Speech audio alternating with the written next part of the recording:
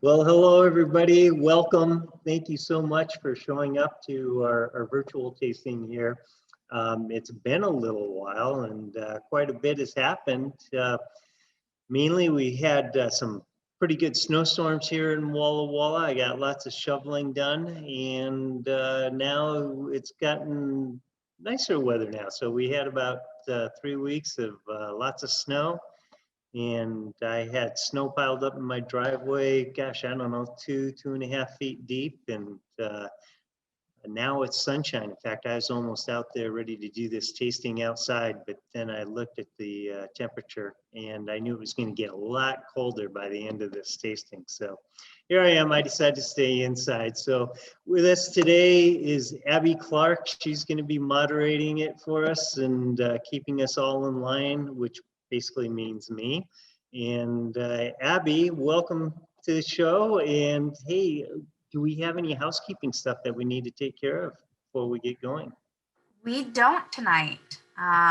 So I guess everybody enjoy. I hope you have the March wines with you since most of those have already shipped out. Or been picked up in our tasting rooms. But if you don't, we would love to see what you guys are drinking tonight because you don't need to have the Carmenère or the Petit Perdo. Yeah. Well, you know, this is going to be a lot of fun.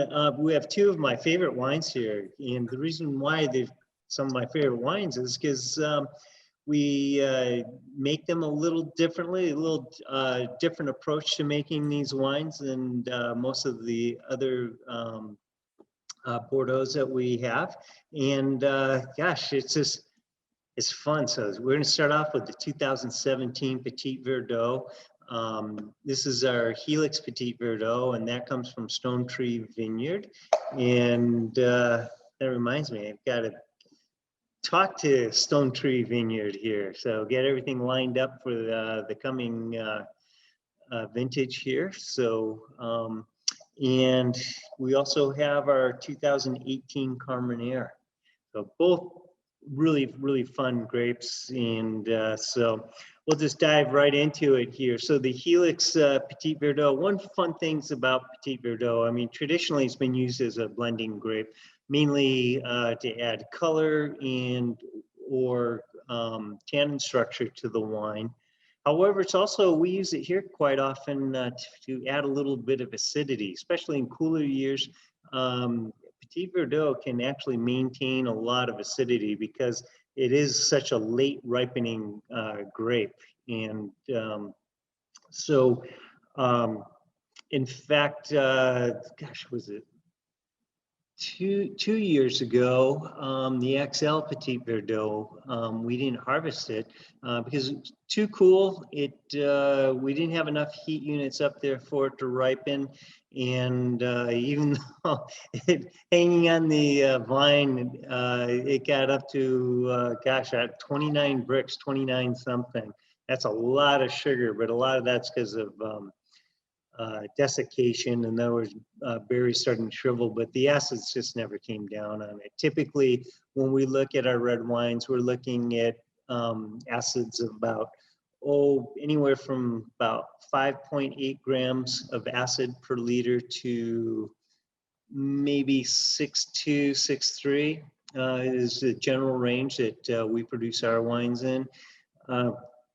That acid was up over 9 grams. I think the last time I checked, it was still at like 9.2 grams. So it really wasn't ripening. Petit Verdot, because it is such a late ripener, and it does need a lot of heat units to ripen. There are those cool vintages where sometimes it just does not ripen enough, and so it doesn't become useful to us anyway, because it won't get ripe enough. But what's really fun about it, it always looks horrible out in the vineyard. I should say the vineyard canopy looks horrible. Petit Verdot, the canopy leaves are smaller, and it gets stressed very easily, especially with wind. And here in Eastern Washington, we have persistent wind anyway throughout the summers. And so the canopy always looks beaten up. One thing that for me, in my mind, if I ever see Petit Verdot canopy looking in good shape, I know the wine's not going to be that great. It really seems to do well under stress. So it's a one out at StoneTree Vineyard. It's the one grape that really tells me, I can just look at it and it tells me when it's ready to be harvested.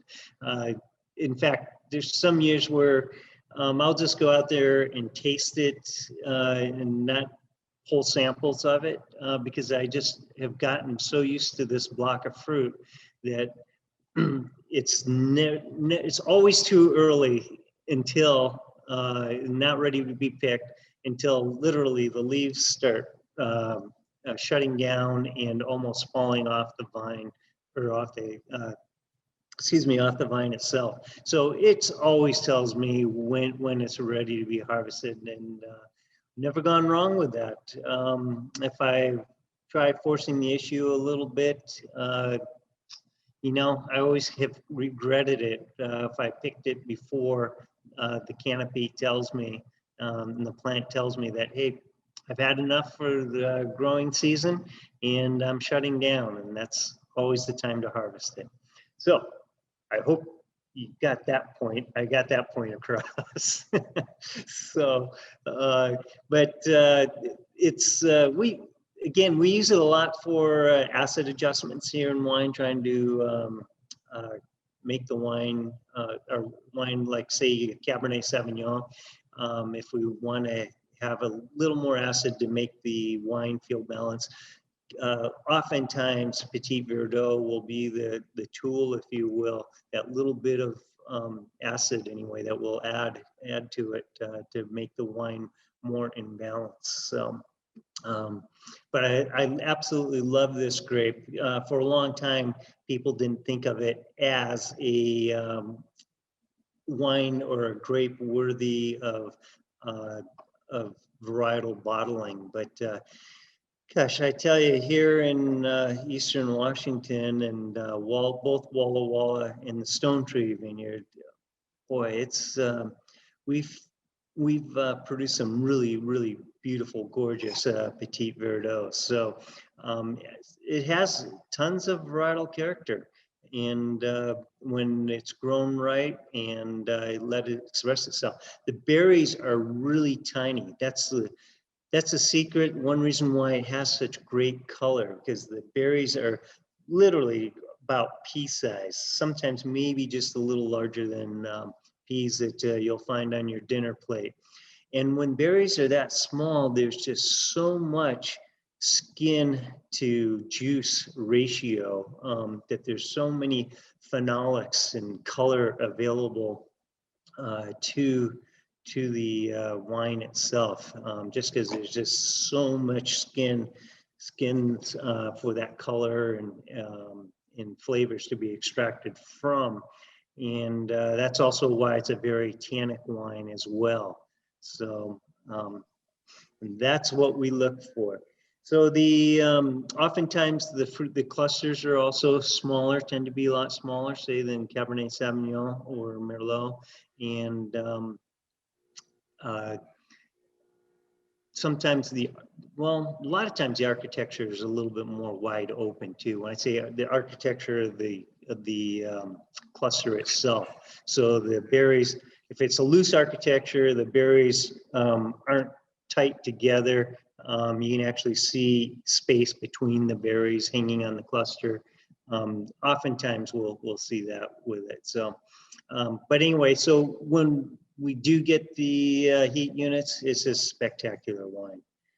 So I hope some of you have it. I know some of you do have it. Yes, Again, some people do have it, Chuck. And I just had a quick question. When you were talking about how thick the skins are, is that part of the reason why it's such a late ripening grape? well, I think its genes tell us why it's a late ripening grape. No, it's not necessarily because of the thick skins at all. But it actually, it has a later, it wakes, what do I want to say? it has a later bud break, and it just likes tons of heat. And that's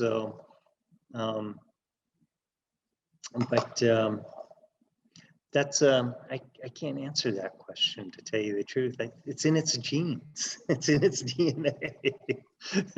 so anyway, gosh, man, the nose on this is just really capturing my attention. It has just lots of wonderful dark fruit, black fruit that's going on in here. Man, one thing that's really standing out to me right now is black cherry, black raspberry, man, some black currant going on there. There's some dark chocolate happening in it too.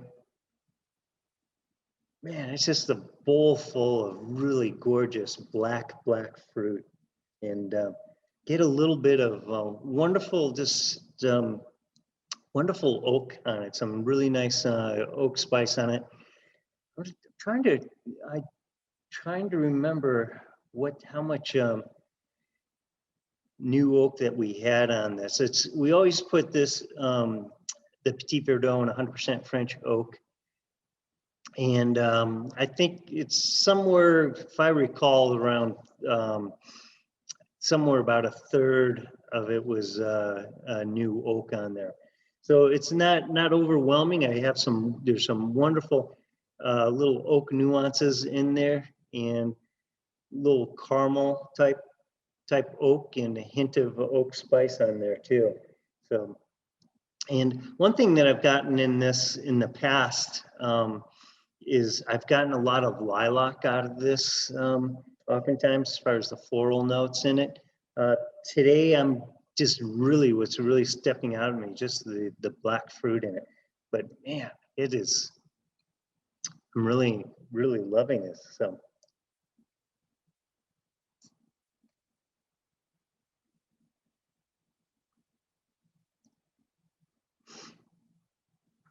Again, the flavors on that, it just has some really nice, the black raspberries sticking out a lot to me. I'm getting a bit of plum character on the palate here too. And there's kind of a little bit of mineral. I get more of a graphite kind of going on in this, as far as when we think about the mineral. So it's kind of like loam slash graphite going on, and the tannin structure in this too is really fun. For me, this is the tannins are fine, but they're kind of sharp in texture versus, say, real round tannins. So tannins like this I kind of describe as a coping saw, just real fine, sharp, fine teeth on a coping saw. So, but the wine itself and the acidity is really nice on this too. I'll take a look, see what the acid is on this. So this is 6.1 grams per liter. So this is normal acid that we would see or expect out of the wine. So, but 2017 was a really nice year for Petit Verdot. We had plenty of heat, and the berries were really small on this particular vintage too. So, yeah, I really like everything about this wine.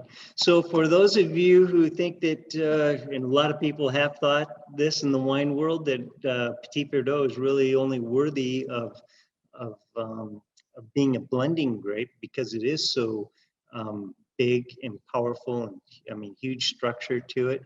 I think StoneTree Vineyard really proves this wrong.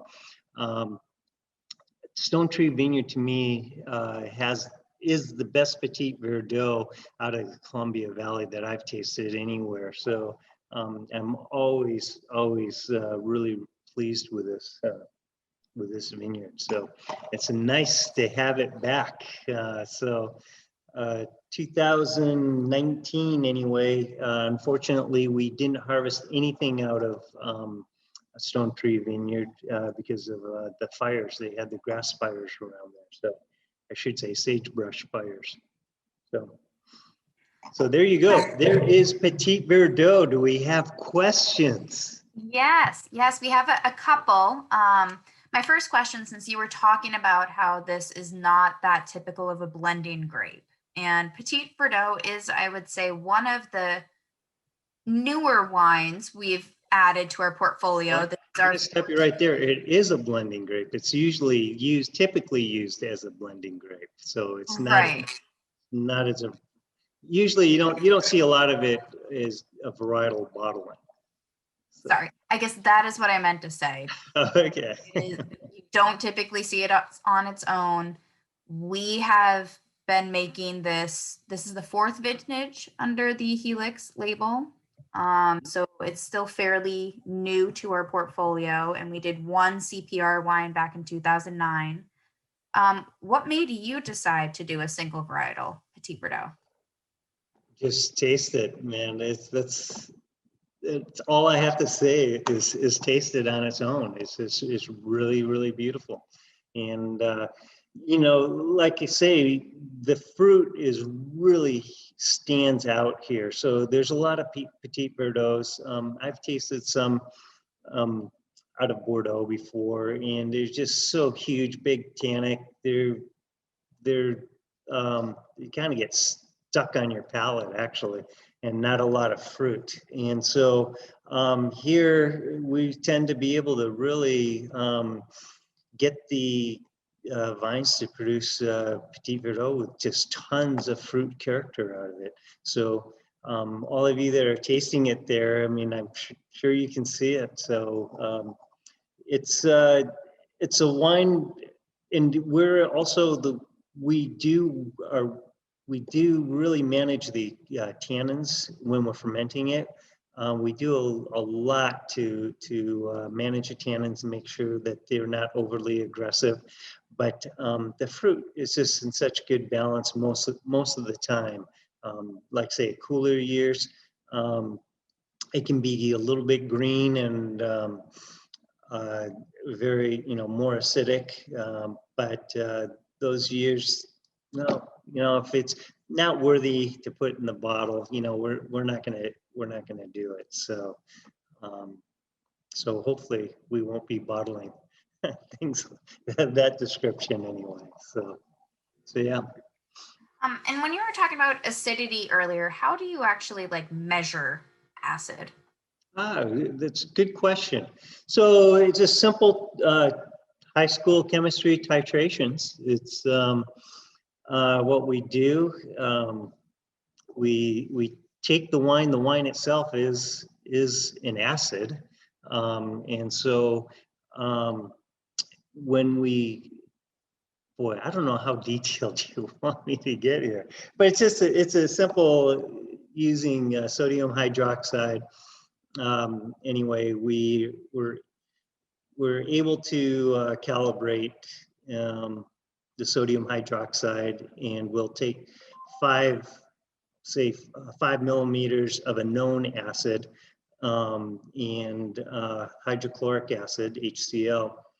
Take that, and we'll see how long or how much sodium hydroxide it takes to titrate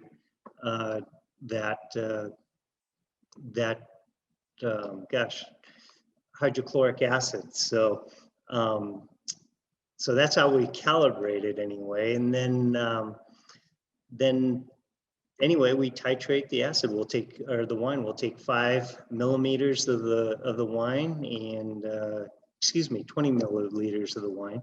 And anyway, we titrate it, see how much sodium hydroxide it takes to get it to a pH of 7.8 or 8.2, and that's the what do I want to say?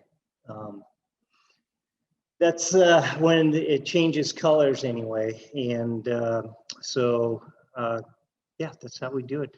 I could set, maybe that's what I should do sometimes, just set it up in the lab sometime for us to do. So, but Yeah, that'd be a lot of fun. How long can you age Petit Verdot, since you've mentioned it has fairly decent acid and pretty high tannins?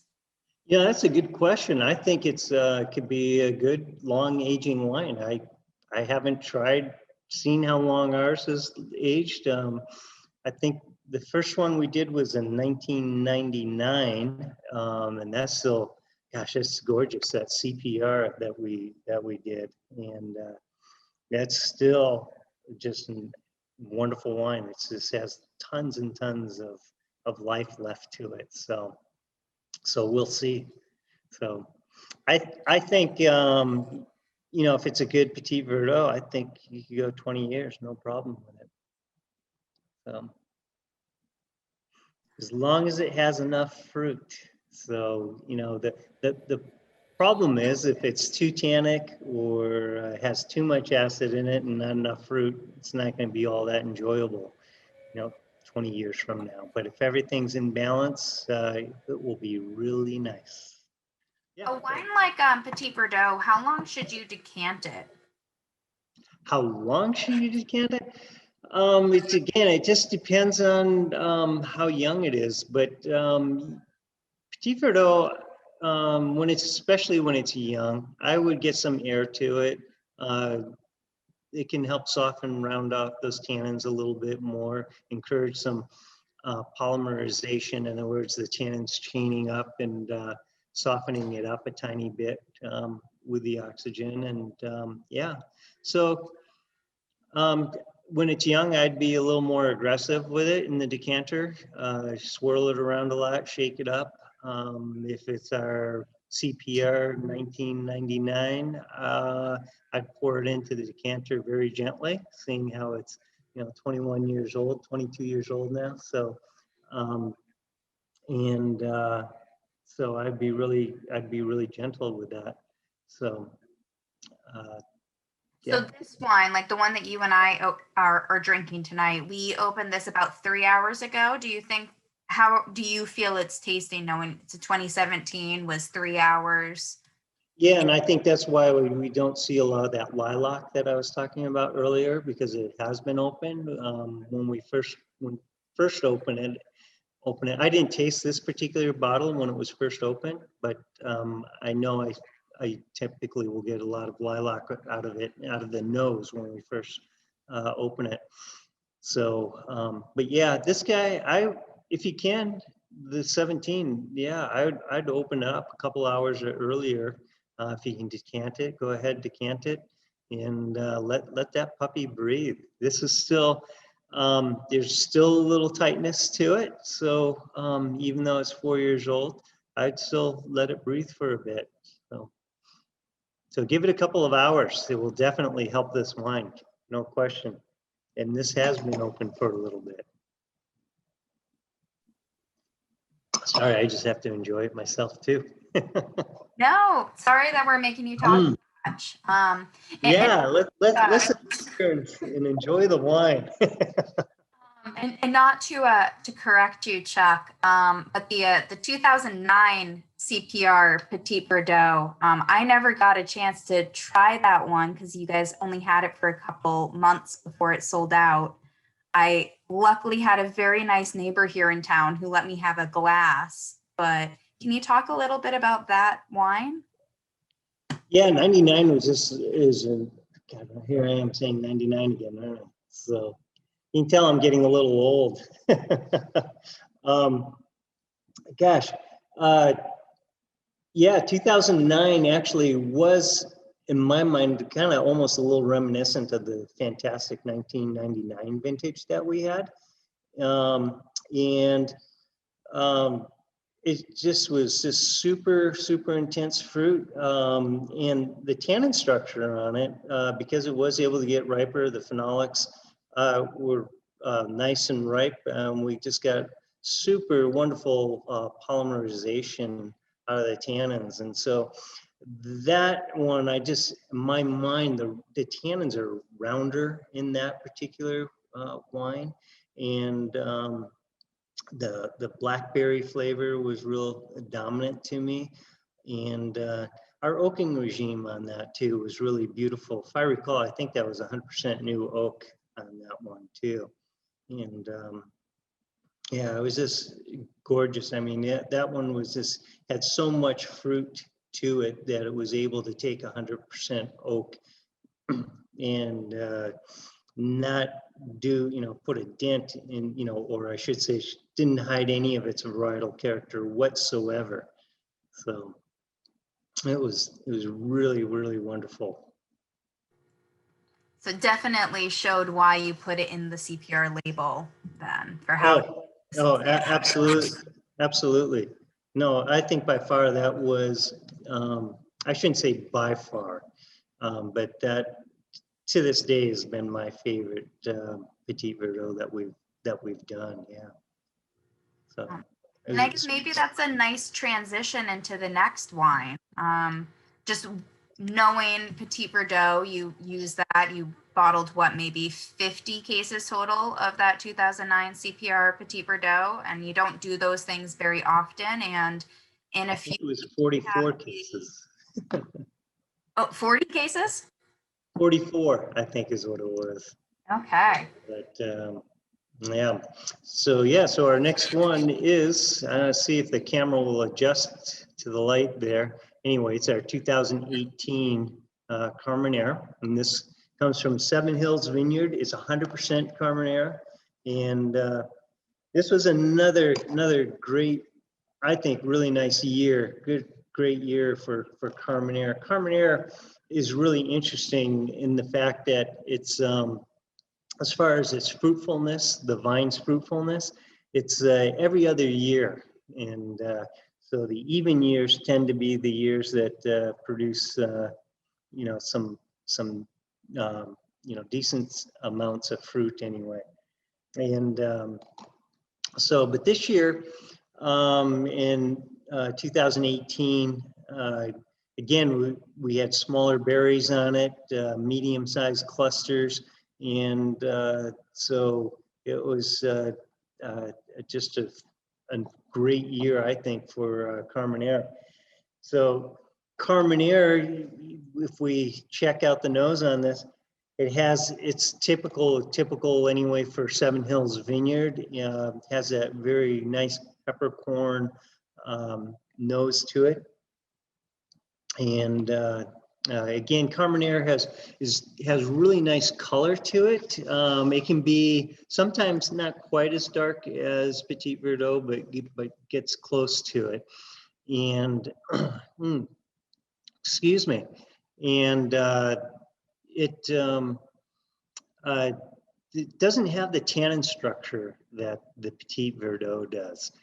It's definitely a softer red wine. It's typically is not going to age as long as, say, a Cabernet Sauvignon or Petit Verdot. But the flavors in it are just, I really love what goes on in Petit Verdot. And it's really, when we harvest it, is so critical, is so key, is whether we get these green, green pepper type flavors to it, or if it transitions to that peppercorn, that nice spicy pepperness to it. It's the grape itself. The sugars like to ripen really early in it, so it's easy to be fooled as to when to harvest it, just simply because it has a tendency to ripen the sugars early compared to the phenolics. Again, the phenolics are what give us the color and the flavors and the tannins in the wine.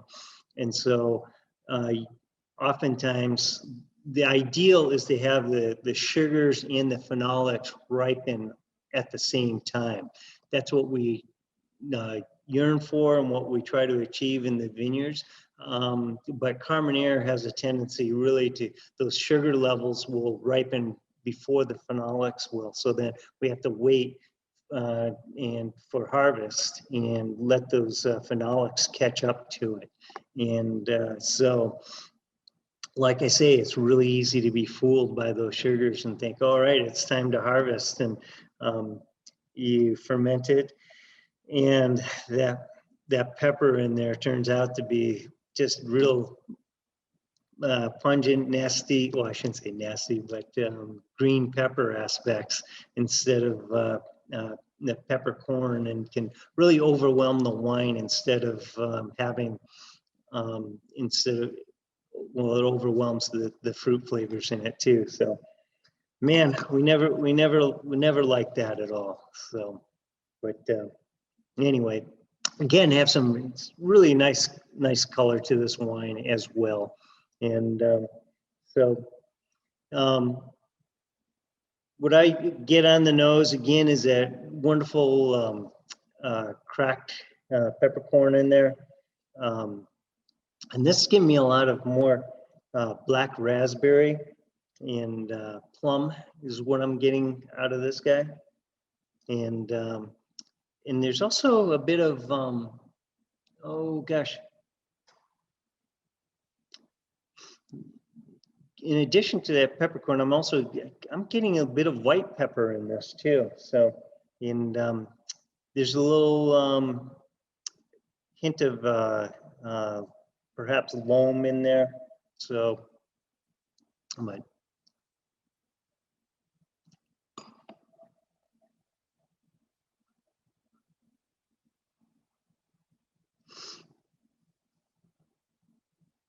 yeah, get more of that black raspberry and plum going on. You can get a little bit of pomegranate in this guy. Chuck, why would you, or what do you think the cause is why the pepper note is so much more, what's the word, I guess, soft compared to previous vintages of our Carmenère or other winemakers' Carmenères that are out there? You say softer? Yeah, I mean, I've had some Carmenères in the past that just taste like, big green bell pepper or jalapeno note, and this one I would say is more fruit focused. Yeah, well, again, a lot of that is, I attribute it more to picking it, harvesting it at the right time. So I've already said too much about that today. So there's some things I just shouldn't talk about too much. So, but no, the key to it is harvesting it at the right time. And and it seems like about every other year anyway, the vineyard manager calls me up and wants me to come pick my Carmenère, because it's usually the very last thing anyway that gets picked over there at Seven Hills Vineyard is my Carmenère.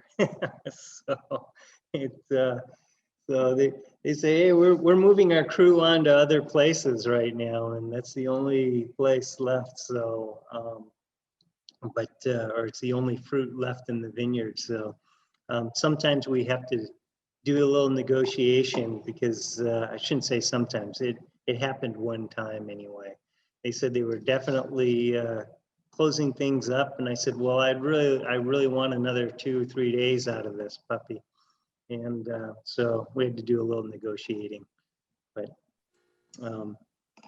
anyway, so it is a late ripener, and so believe it or not, so we actually picked this sometimes after the Petit Perdo. It depends on the vintage though. So this year we got some Petit Perdo. I'm trying to remember actually now whether we actually picked this. No, we did pick the Carmenère last.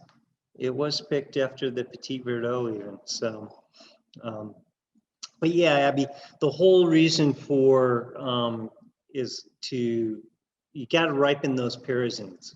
So pyrazines are what is the molecule, if you will, so that produces that green pepper, or I should say that pepper quality. And if you don't let it ripen enough, you end up with bell peppers. So. Is that a flavor or aroma that can like fade in a wine the longer the bottle has been open? Like you were mentioning the lilac. No, no, it's not. The pyrazines aren't as volatile as those floral aspects are. So no, it's not gonna disappear from the wine and blow away like the lilac will, because those floral tones are more volatile and more volatile components, and so these guys are not. So the pyrazine is not. Now, Chuck, I just realized we've been talking for, 12, 15 minutes about this, but we never talked about the story behind Carmenère. And this is one of my favorite stories about a grape. Do you mind kind of sharing that history? Since The Lost Bordeaux. Yeah, absolutely. I know many of you have probably heard about this story, but the Lost Bordeaux, it's a fun, I think one of the most intriguing wine stories in the wine industry. Anyway, I should say grape stories. But really to do it justice, the story really kind of starts here. Why it's lost, it starts here in North America. The early explorers, when they came to North America, they took grape cuttings back to the old world. So actually North America has more species of grapes than Europe does. And so actually quite a bit more. And North America is covered with wild indigenous grapes. And so that was fascinating to the early explorers. They took, with all their other fauna samples, they took cuttings back to the old world, but with it, they took this little creature called Phylloxera. Phylloxera, in its nematode stage, lives amongst the roots of the grapevines. And Phylloxera is also indigenous to North America. But so when these early explorers took these North American grapes cuttings back to the old world and planted them, well, the Phylloxera spread like wildfire and infected the Eurasian grape. The species there that all of these wines, the white wines of Chardonnay, both Petit Perdo, Carmenère, all are part of the family, the species called Vitis vinifera.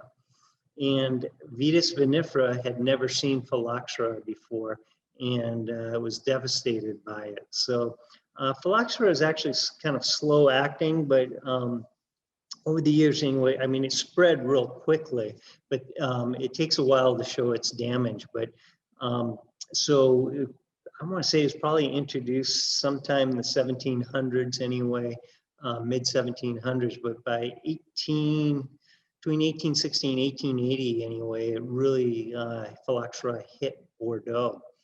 And in 1840, there is a horticulturist in Texas who figured out you could actually graft the Vitis vinifera vine, in other words, the European grapevine, to the North American rootstock, and the plant will grow and thrive. Well, what's important about that is that the North American grapes had evolved with Phylloxera and had learned to live with Phylloxera. So have some resistance to Phylloxera. So that's actually what saved the whole European wine industry, is that all the Vitis vinifera, hi Kitty, all the Vitis vinifera in Europe is actually grown on North American roots. So anyway, between 1860 and 1880, they had to replant all of Bordeaux onto the grafted North American vines. So when they did that, they decided not to replant Carmenère, because Carmenère was used, as I said, as a blending grape for color, for structure, cannon structure. But what was important to Bordeaux back then was exporting the wine. Just about 80%, 90% of the wine was exported over to England mostly, but also to North America too. And so they were more interested in quantity more than they were quality back then. And because of that, phylloxera is very susceptible also to what we call colure and or shatter.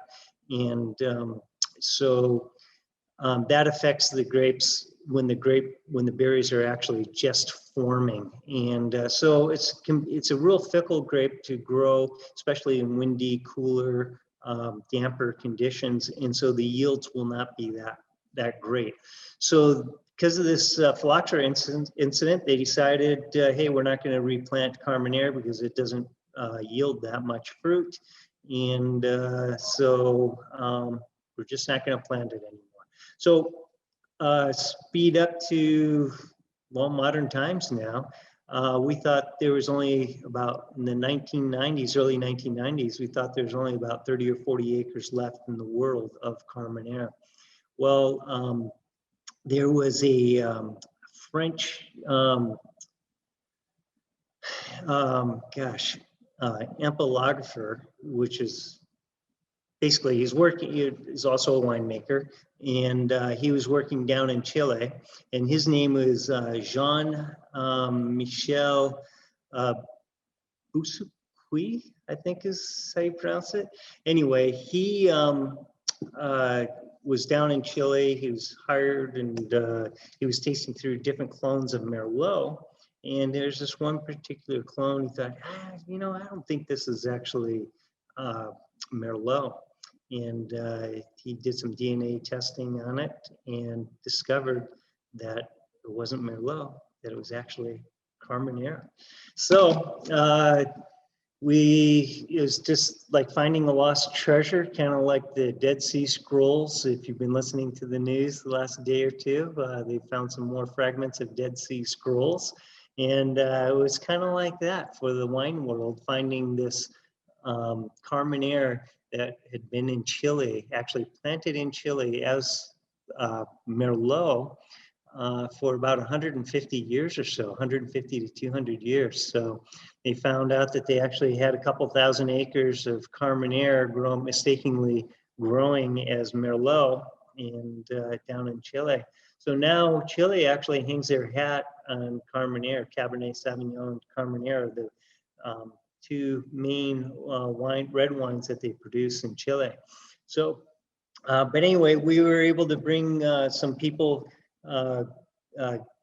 Gary Figgins and Mark Colvin, were able to bring cuttings of Carmenère that supposedly came from Chile anyway, and planted here in the valley. So that's how we got it. We're the second producer of Carmenère in the valley. Mark Colvin was the first, well, I should say in Washington State, Mark Colvin was the first producer of it. Sadly, Colvin Cellars is no longer. So I guess you could say we're the longest producer of Carmenère in Washington State. So, so yeah, there you go. Thank God for the lost Bordeaux. So it's a fun, intriguing story, and adds a little more personality to the wine, along with that peppercorn that we have. So in Chile, you'll find it, oftentimes you'll find it blended, say like 60-40 with Cabernet Sauvignon. So you'll find all sorts of blends, but a lot of times it'll be like 60% Cabernet Sauvignon, 40% Carmenère. And so, but one of the things that I really find about all of our Bordeaux varietals that we grow here in the Walla Walla Valley and in Eastern Washington for the most part, is that they really are they're fruit forward. They have a lot more fruit to them, and that's why we're able to, I think, well, that's why we're able to produce this Petit Perdo as a varietal bottling, because it does express so much fruit, and so does the Carmenère. So if you were to taste the Malbec from Cahors, which is part of Bordeaux. Anyway, if you're to taste that Malbec with what we have here, we just have so much more fruit in our Malbec than what you typically find there. So. So Chuck, was there a reason you decided on Carmenère? Because there's a lot of people that won't, I mean, there's a lot of winemakers that won't, you know, test that varietal. So is it just something that you really liked, or was it just absolutely. Really for me, yeah, for me, Mark Colvin, we were good buddies, and I, tried Carmenère and absolutely, loved it. It's more the, for me, a lot of it was the adventure of it, just as a, then haven't been making wine too long, but, and just, so that was 2002 was our first vintage with it. So I got to try his 2001, and he was after me when he planted it to sign up for some of it and take for some of it.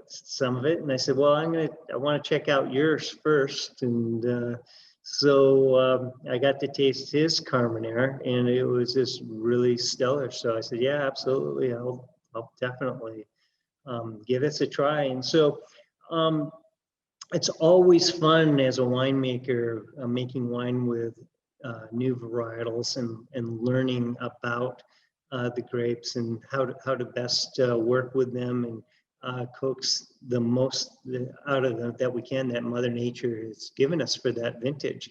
And every wine has its own little secrets and ways of being coaxed. So that's a lot of the fun of winemaking, is discovering what those processes are to try to get the most out of that grape.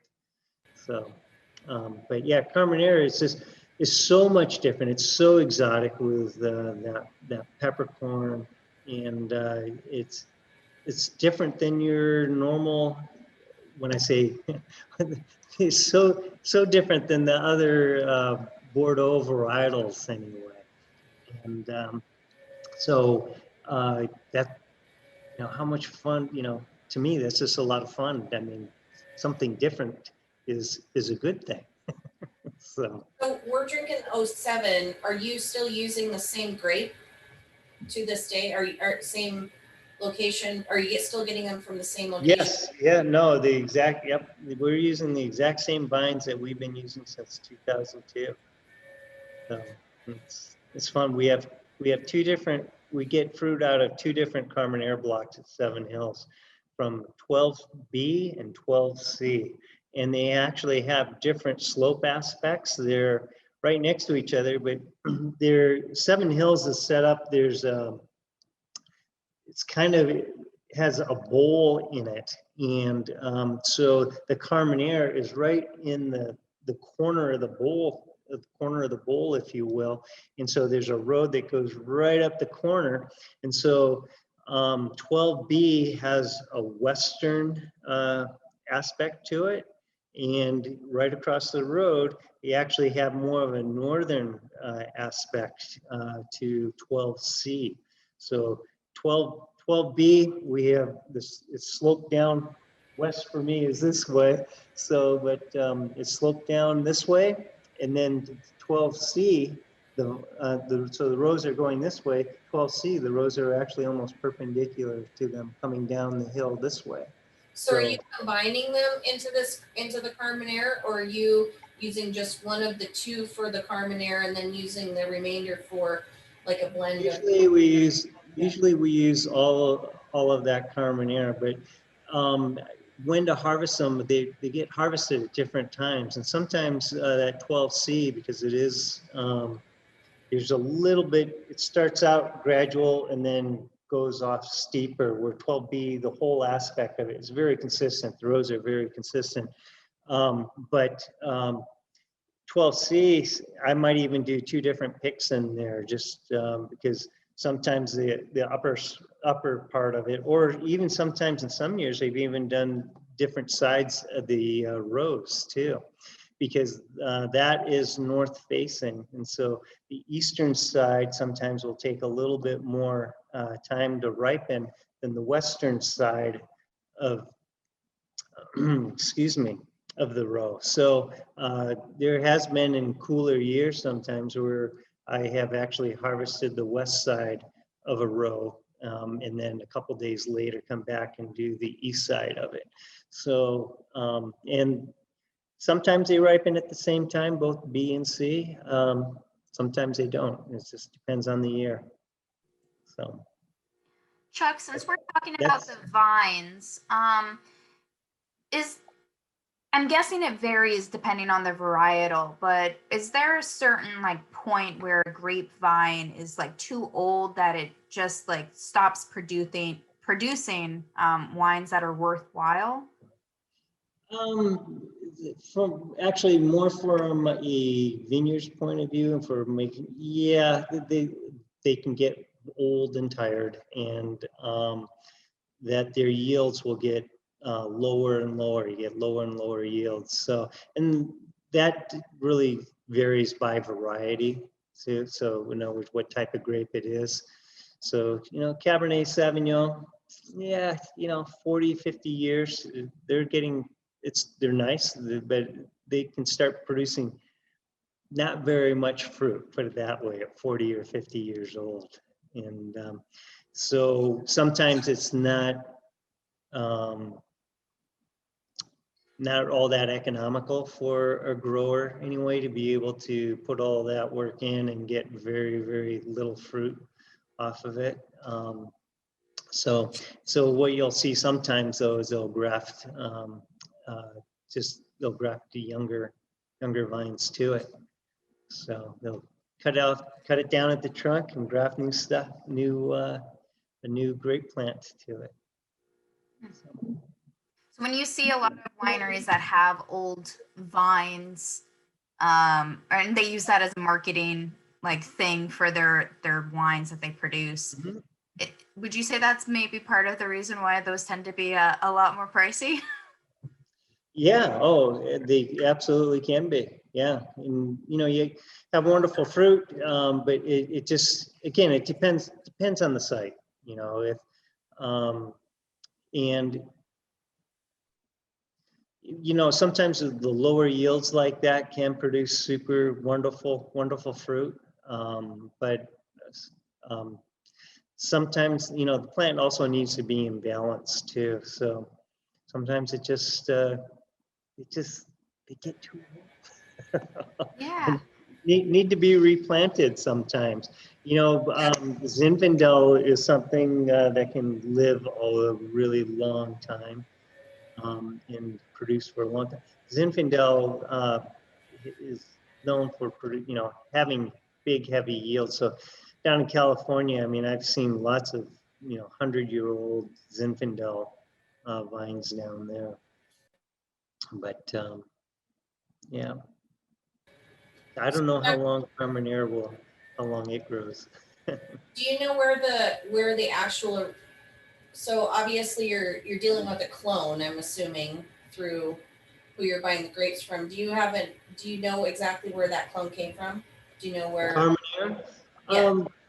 Well, yes, these clones actually, well, yes and no, I should say. So these cuttings actually came from Gwinnett Vineyard down in California, and they got their original cuttings from Chile.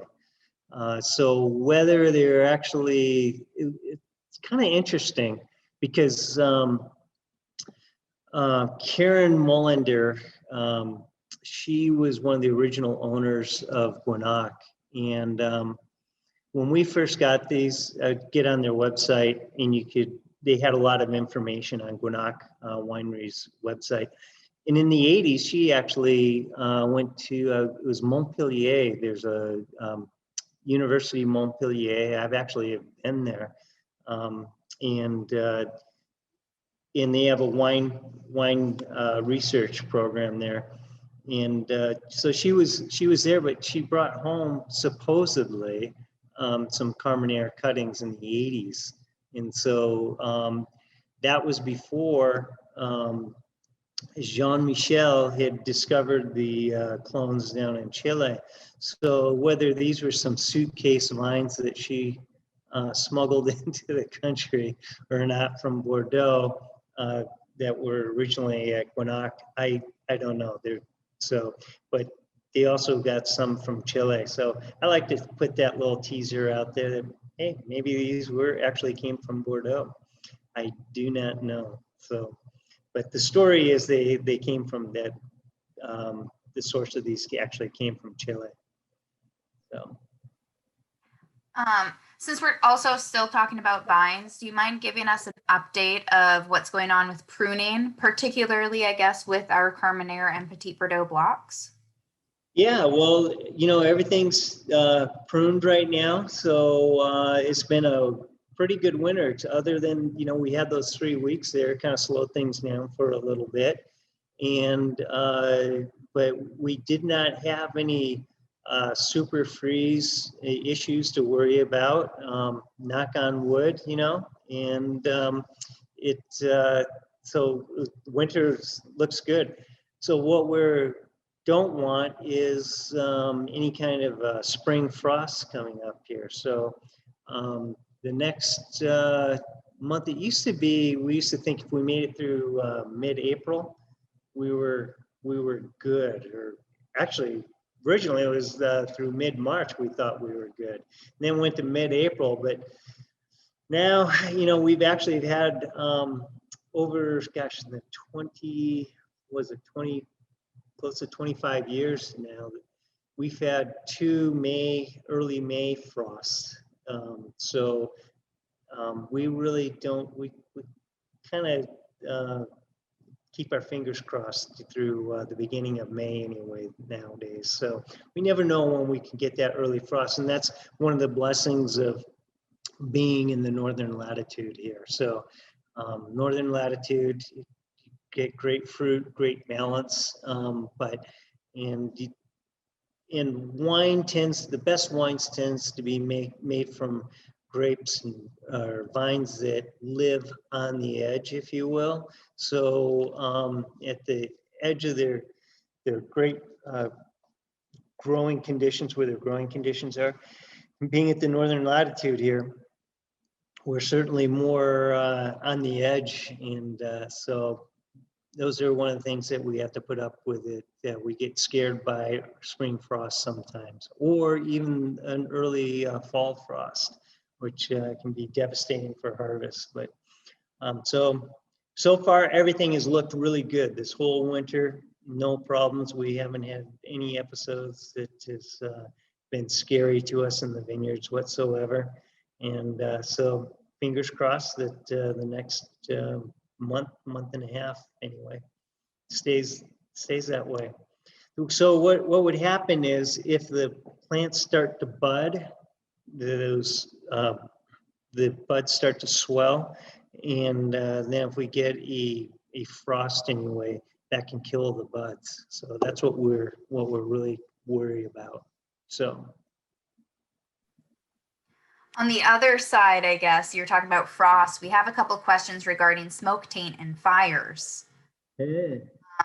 Just wondering, one, like, how are our wines tasting as far as, are we picking up on any smoke taint from the 2019 or 2020 vintage? And then another question is just, with more and more wildfires happening each year, is there a time in the growing season where the grapes can still be good for wine if they do actually end up getting smoke taint later? Well, if they end up getting smoke taint, there are things. Yeah, if they do get smoke taint, there are some things that can be done in the winery. We've never had been faced with that. Yeah, the last 2 vintages, I've never seen smoke taint in our fruit. The only time I've tasted it was I tasted some ash. I saw some physical ash on a berry anyway, once out in the vineyard, and that tasted like a little smoke taint, but that was just on top of the berry. It's the only time I've ever tasted, and that was, gosh, back I think in 2012. And so it's the only time I've ever tasted any kind of smoke on any of our fruit. So, and that was just one berry. If there was a fire in like, I guess earlier in the growing season, would that be better for the grapes compared to like late and close to harvest, or does it not matter? It depends. One, it depends on the varietal, but also, yeah, it depends on how thick the smoke is, the duration of it, and how much time. If a plant has the ability to start metabolizing some of that smoke, some of those guaiacol compounds that create smoke taint, then yes, it can get into the plant tissue and then eventually be transported to the berry itself, to the berries also. So yes, we have to worry about that. But here's another kicker for you. So some of the same compounds are actually found naturally in some grape varietals. So like Syrah is one that actually produces some guaiacol compounds in its fruit naturally. And so that's why Syrah is always, sometimes one of its characteristics is sometimes a smokiness to it. It's always been known for having a little smoky character sometimes. And that's one of its identifying character or markers, if you will, varietal markers. And then the trick becomes, okay, well, is there more smoke taint in there, and what types of guaiacols are in there? Because you can have everything from actually a nice smoke taint. Our barrels are toasted, and it's the same compounds that those flavor compounds, same molecules anyway, flavor molecules that will get imparted to the wine via our barrels. So is it coming from the barrels, or is it coming from forest fires? So that's one of the tricks, trying to identify that. But there are nasty guaiacols out there that you know, taste like creosote and things like that. So that's really nasty. We don't want anything like that in the wine whatsoever. But anyway, after fermentation, during fermentation, we're tasting through all the wines. I mean, we're tasting them all the time, and we haven't seen any evidence of any smoke taint in anything that we have. So, and that was before introducing them to the oak, and so we were not getting it confused with oak toasting. So. Hey, I just wanted to do a throw out to just Reininger and Helix and how amazing you guys are. And I really appreciate these Zoom meetings. It's been a lot of fun and I really appreciate it. I went up to the Spokane tasting room this last weekend and had a great time there, and it was super fun. And so my name is Denise, and the lady in Spokane's name was Denise, and we had a great time together. And I just really want to thank you for doing this. It's really awesome and I appreciate it. Oh, great. Well, thank you. Thank you for joining us today. We appreciate Absolutely. it, Denise. Yeah. Thank you. And you have the Carmenère right there too. I do. And I have the other two, like, you know, I got them all. I got them all. All right. Well, Love thank it. you. Well, thank you so much, everybody. You know, it's always it's fun seeing you, and you know, things are opening up here again too. So we're now able to have 50% capacity here inside the tasting room. When the weather's nice, the outside is happening. So it's fun being able to see people showing back up at the winery. And so if anybody's anxious to get out of town or get over here to Walla Walla, we'd love for you to come by and say hello. And so we can do some barrel tasting too. So always a lot of fun to do that. So cheers, everybody. Thank you so much for joining us. And again, we look so forward to seeing you guys again. And